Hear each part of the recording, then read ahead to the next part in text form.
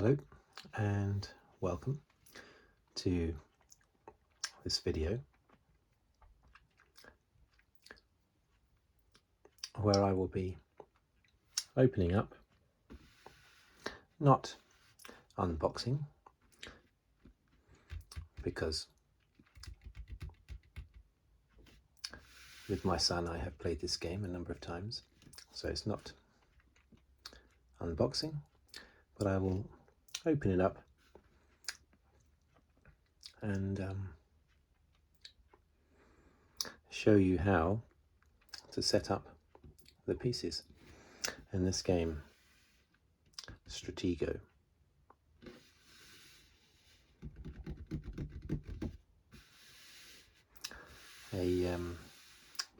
Quite an old game. I only discovered it a few years ago, but it was invented in Holland, or the Netherlands I should say, as long ago as I think 1942.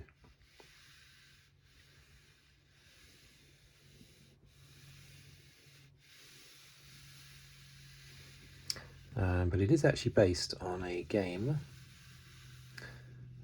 from Japan from 1895. It's a very simple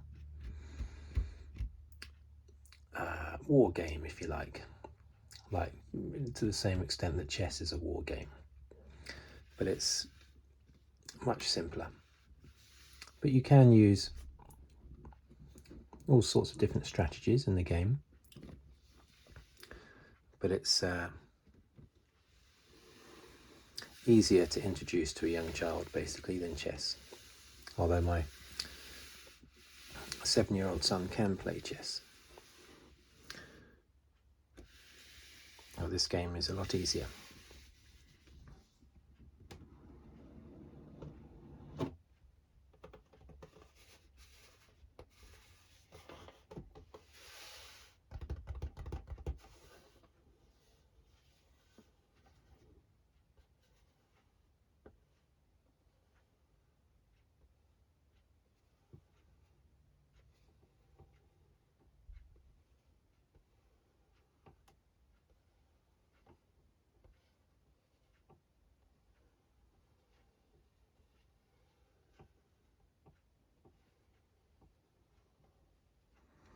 Stratego, the original. Okay. So we have the board.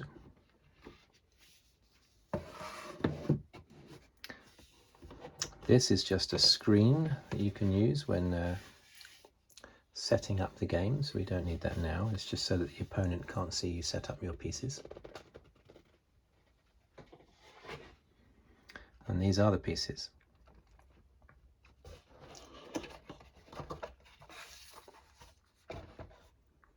Just like in chess, the object of the game is to capture the king. The object in Stratego is to capture the enemy flag.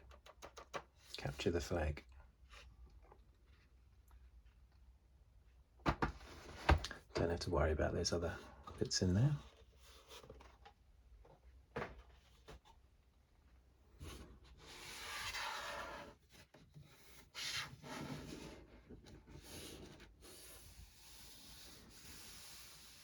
Very simple. You just lay all your pieces out in whatever order you want to on the first 4 lines. Each piece can only move 1 space at a time, apart from the scout, which can move as many spaces as you want it to. And each piece has a different ranking, and it's very simple. Say you had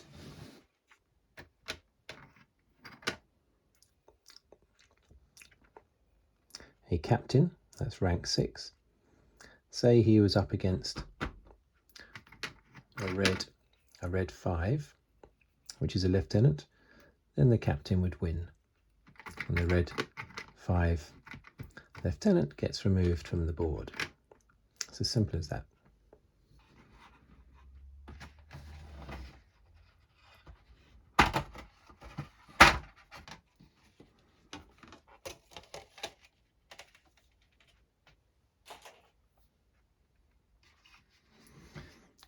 Okay, so I'm going to just set up these red pieces.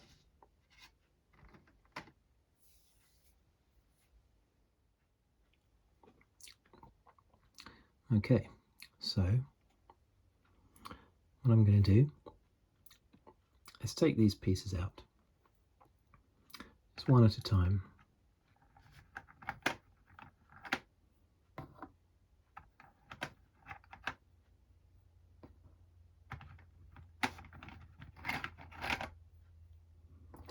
And decide where to put them. The pieces that can't move in the game are these bombs. Any piece that lands on the bomb will explode, or the bomb will explode and wipe out that enemy piece. Apart from a miner, if a miner, which is rank number 3, if they land on a bomb, then they defuse the bomb. So look after your miners, because what I would do if I was setting up this game now is I would put my flag somewhere like that, and I would probably surround it with bombs. That's the conventional thing to do to protect it. Your opponent cannot see your pieces once you've set them up, because, and there's a barrier there that I would put there if I was playing someone. They can't see what your piece is.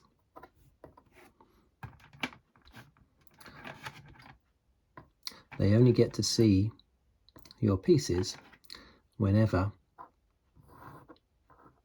either your piece, one of your pieces attacks one of theirs, or one of their pieces attacks one of yours. Then for a brief moment you get to see what that piece is before it's turned back around again and you don't see it again. So it's very much a game about memory as well.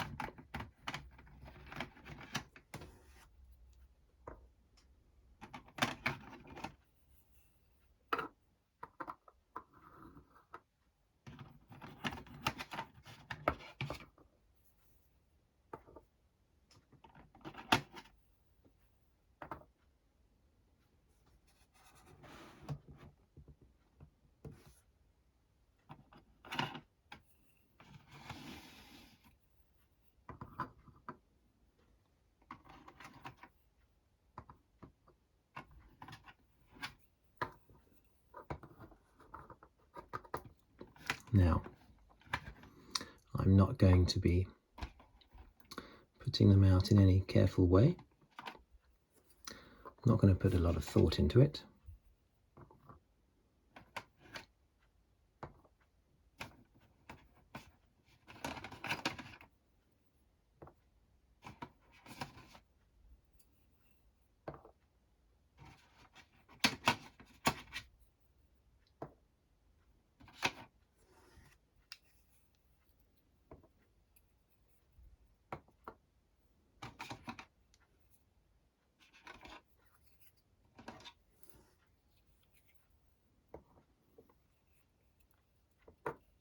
I won't bother setting up the blue pieces because there's no point to doing that, I don't think.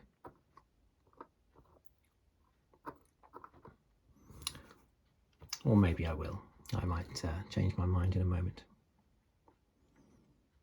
So basically, you can arrange the pieces however you want to.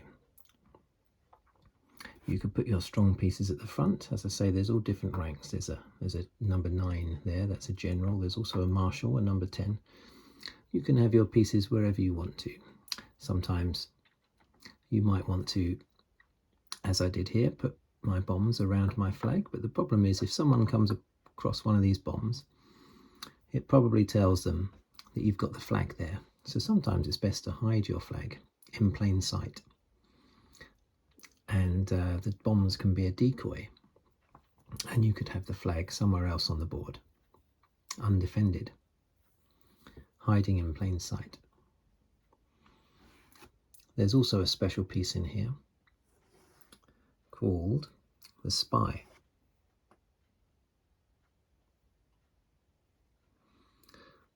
This is a very weak piece. It's only a rank number 1.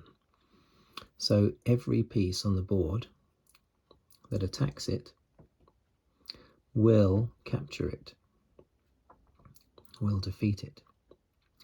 But it has one special skill, and that is that apart from bombs, it is the only piece on the board that can defeat a marshal, a rank 10 marshal, but only if it attacks the marshal. If the marshal attacks the spy, then the marshal will win.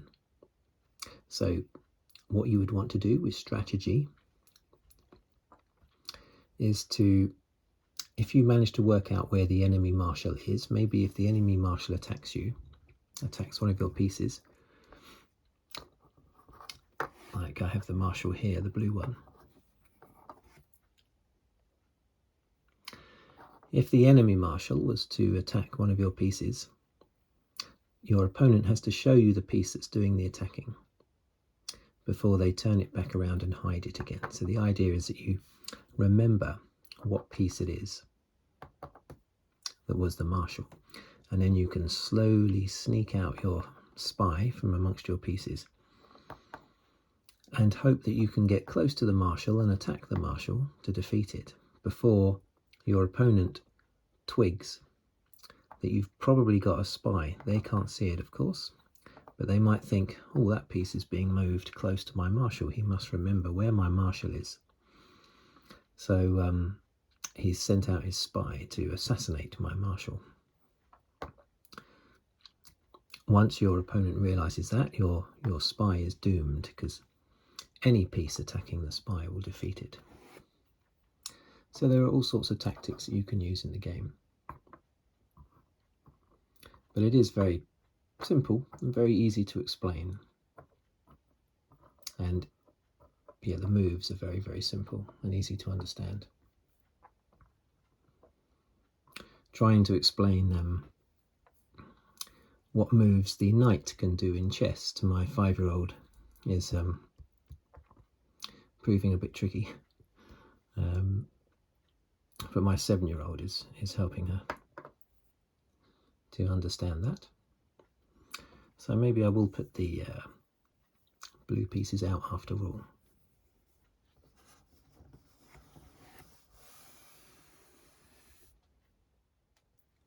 Okay, so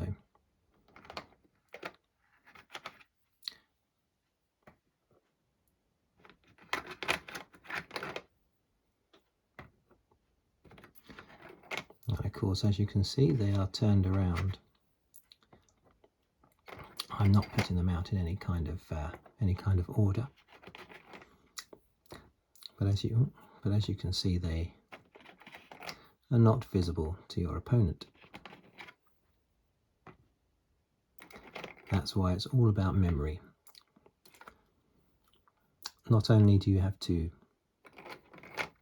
try and remember where enemy pieces are that have been revealed to you once, not only do you need to remember, try and track them, but also you have to try and remember what pieces of yours have been revealed to the enemy.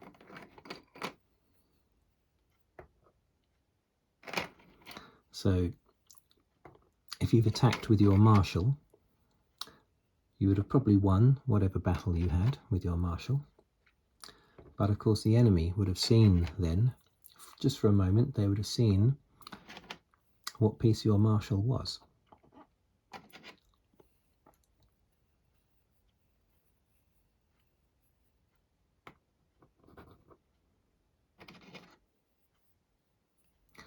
So you might want to wait a bit before you put your marshal into a place where it might get easily attacked, because if your opponent knows what piece is your marshal, it will be sending out the spy to defeat it. Or if not that, it might want to send out its own marshal to sacrifice, because if two of the same rank come together, they wipe each other out.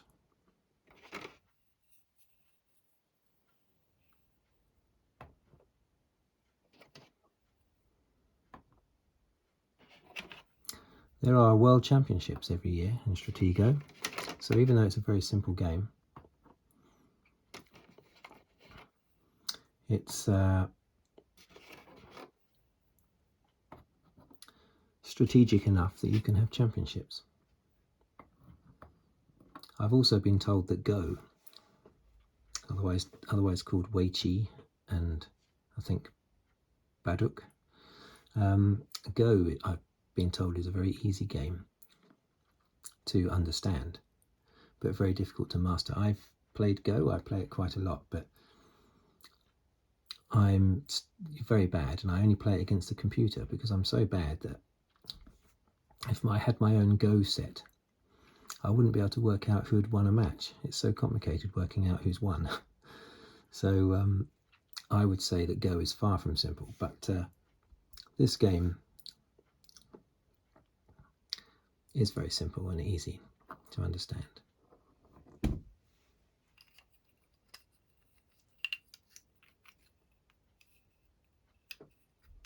Some nice pieces.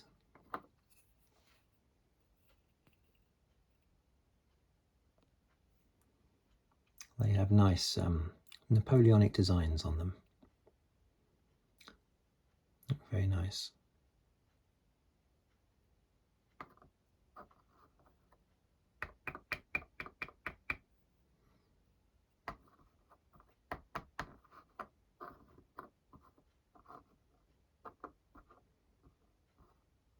Some sets come with stickers, colourful stickers. Problem is, stickers come off.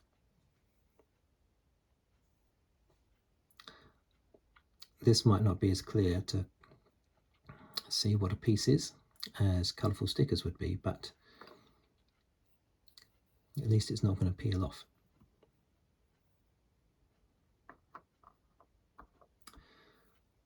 Okay, so I think I'll end that here. I will do, I think, another video putting all the pieces away.